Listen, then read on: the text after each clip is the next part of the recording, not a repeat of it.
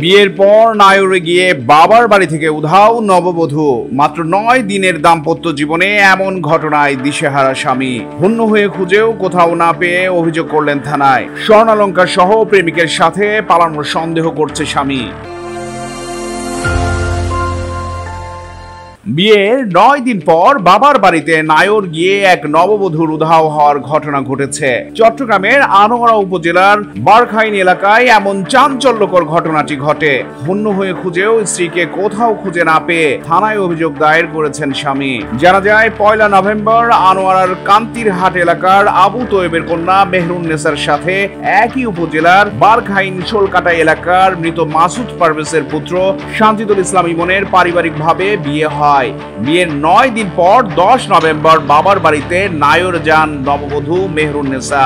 বাবার বাড়ি যাওয়ার পরের দিন থেকেই উধাও হয়ে যান তিনি। এরপর থেকে এখনো পর্যন্ত তার কোনো হদিস পাওয়া যায়নি।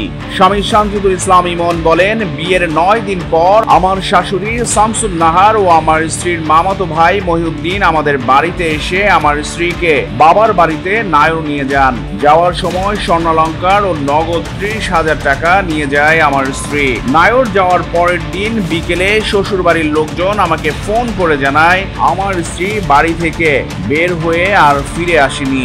শ্বশুর বাড়ির লোকজনের বিরুদ্ধে এলোমেলো তথ্য দেওয়ার অভিযোগ তুলে ইমন বলেন, বারবার খবর নিলে শ্বশুর বাড়ির লোকজন আমাকে এক এক সময় এক এক রকম বিভ্রান্তিকর তথ্য দিতে থাকে। এতে আমাদের বিয়ের আগে আমার স্ত্রীর সম্পর্ক থাকা বক্তিয়ার নামের এক যুবকের সাথে আমার স্ত্রী পালিয়েছে বলে আমার সন্দেহ হচ্ছে।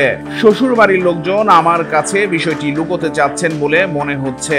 এদিকে প্রায় 2 সপ্তাহের অধিক সময় ধরে খুঁজেও স্ত্রীকে কোথাও না পেয়ে আনোয়ারা থানায় অভিযোগ দায়ের করেন স্বামী শান্তিদুল ইসলাম ইমন। তিনি বলেন, 3 লাখেরও অধিক টাকা খরচ করে বিয়ে করেছেন। এর মধ্যে একটি এনজিও সংস্থা থেকে 1.5 লাখ টাকা ঋণ নিয়েছেন। নায়র যাওয়ার সময় স্বর্ণালংকার গুলোর পাশাপাশি নগদ টাকাও নিয়ে যায় তার স্ত্রী।